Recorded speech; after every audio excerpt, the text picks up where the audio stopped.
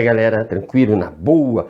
Hoje eu vou falar sobre o livro do Felipe Neto, Como Enfrentar o Ódio, né? Um livro que confesso que no início eu acreditei que não ia encontrar algo interessante ali, e após lê-lo fiquei surpreso, fiquei admirado. É um livro, sim, que eu gostei muito.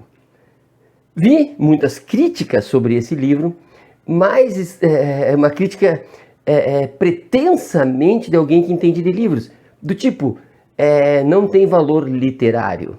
Ora, o livro não quer ser Machado de Assis, né? Não quer ser um aspecto da sociologia como G.C. Souza, ele é um depoimento. Ouvi também pessoas que, sem ler, criticam e com algum orgulho dizem: eu odeio, nunca li, nem nunca lerei. Não um nem dois, muitos. Então, ele provocou muito ódio. E é disso que ele trata, né? Então, a repercussão, esta que eu me refiro, de quem não leu e odeia, e daquele que acha que é muito inteligente e critica pelo aspecto literário, então daí que eu percebi que vale a pena ler. E li, né? Chegou o livro, li, bacana. E o que eu encontrei ali? Um depoimento linear, cronológico, de alguém muito jovem, que logo ganhou muito dinheiro com o ódio. Depois ele descobre que o ódio dá dinheiro, mas que o preço do ódio é muito caro. O preço social, o preço das minorias, eles que pagam, né? Sem falar que contamina a nós mesmos quando propagamos o ódio. Não vou contar o livro, por óbvio. Vou contar apenas algumas coisas interessantes. Lá no início do livro tem lá no início do livro, pré-adolescente, adolescente, ele, em função do tio, acreditava na meritocracia. Ele tinha raiva, muita raiva de quem não tinha sucesso, porque quem se esforça tem sucesso. Isso é a magia, né? Se esforça, não conseguiu, se esforça mais, não conseguiu, se esforça 10 vezes mais, aí tu consegue, tu fica tranquilo. Mas teve um diálogo com a mãe dele que me chamou muito a atenção. A mãe dele o adverte que ele estava muito tempo na frente da internet, adolescente, pré-adolescente, por ali, e ele responde para ela algo como: mas o que tu sabe, mãe? Tu és apenas uma secretária. E o que eu entendi dessa frase para ele? Ele também entendeu, provavelmente. Ele colocou para ela todo o desprezo pelas pessoas que não têm sucesso financeiro. E perceba o detalhe: a mãe dele era o objeto de amor máximo dele. Então ele agride o objeto de amor, a pessoa que ele mais ama, com o seu desprezo. Ele se dá conta, né? E pede perdão. E ele pensa: minha mãe trabalha 12 horas por dia, minha mãe é super inteligente e se esforça.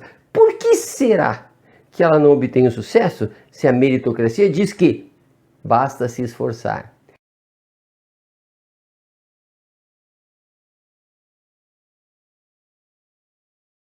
Percebem que a semente da crítica, a semente da dúvida, começa a surgir no coração dele, ou na inteligência dele, e ele se torna começa a se tornar um sujeito crítico. E ele começa a observar: as contas não fecham, não as contas financeiras, mas as contas da sua lógica interna. Cada vez mais ele vê pessoas que não obtêm sucesso. E como assim não obtém sucesso? É só trabalhar mais e mais. Ele próprio teve várias tentativas com empresinhas, né, microempresas, e também não conseguiu sucesso. E ele estava extremamente furioso porque ele também se esforçava e também não conseguia, e não se achava um cara burro.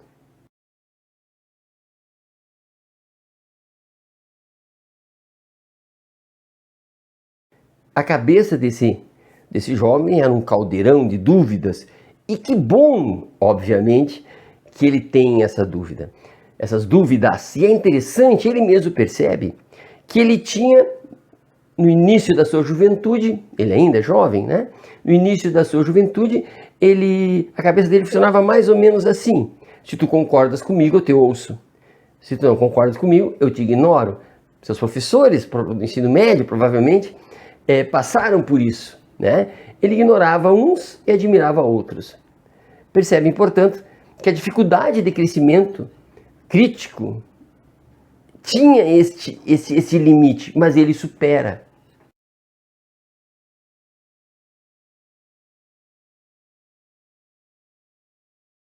Ele vai aos bancos acadêmicos, né, de algumas universidades e não conclui os seus cursos, né? Mas, de tanto pensar sobre isso, sobre as questões políticas, ele se questiona. Mas, afinal, eu entendo mesmo de política? Eu sei o que é a esquerda? Eu sei o que é a direita? E ele começa a ler Martin Luther King, Einstein, enfim, começa a ler Sartre, entre outros que agora eu não lembro, né? E ele começa a admirar essas pessoas. Mas veja aqui um recorte. O sujeito é um sujeito leitor. Aspecto crítico, sujeito leitor. Quem escolheu para ele essas obras? Ninguém. E ele não conta, mas ele escolheu essas obras e leu. E então ele percebeu que tinha uma coisa errada, porque ele admirava a ideia dessas pessoas.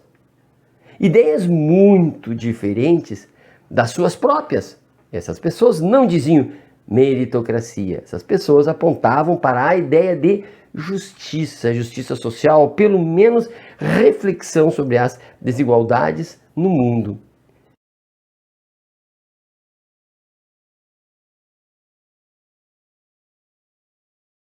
E ele descobriu que ele gostava dessa forma de ver o mundo. Mas ele odiava a esquerda, ele odiava o PT. Então, ele se denomina um progressista. Afinal, um progressista vai ser progressista à esquerda, progressista à direita. Importante é ser progressista, mas ele começa a defender as causas humanas, dignidade da pessoa humana. Ele começa a perceber que as piadas racistas, homofóbicas, enfim, essas piadas não levam a nada. Ele começa a sentir na sua alma que tem coisa errada.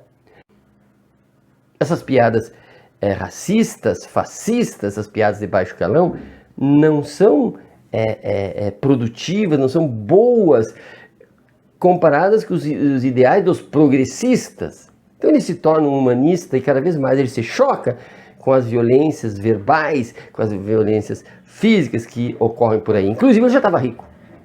Rico pelo ódio. O ódio estruturou o canal dele. Os canais, o canal dele virtual, né, no YouTube, etc. E ele já estava muito rico. E ele também percebia que ia perder dinheiro, patrocinadores, seguidores. Enfim, mas repentinamente ele começa então a refletir sobre dados mais fáticos. Ele observa, ele ficou feliz quando a Dilma foi impeachmentada. Depois ele descobre que não, aquele impeachment não foi bem feito, tinha problemas, não era para tanto.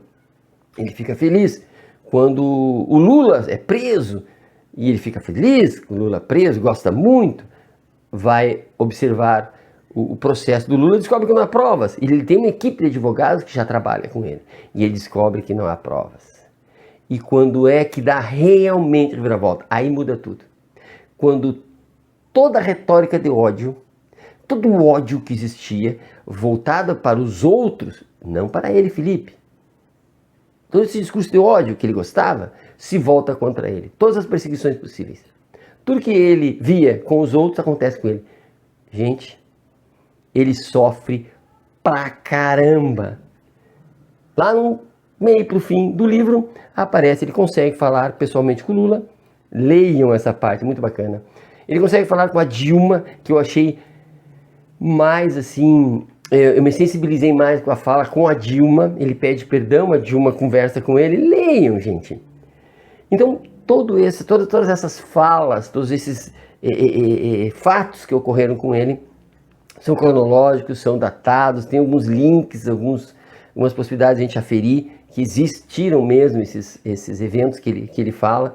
Então, não é, insisto, uma obra literária, não é para ficar encantado com uma linguagem erudita, rebuscada. Não, é um jovem acostumado com as mídias e que fala para o leitor, né? Ele vai e fala.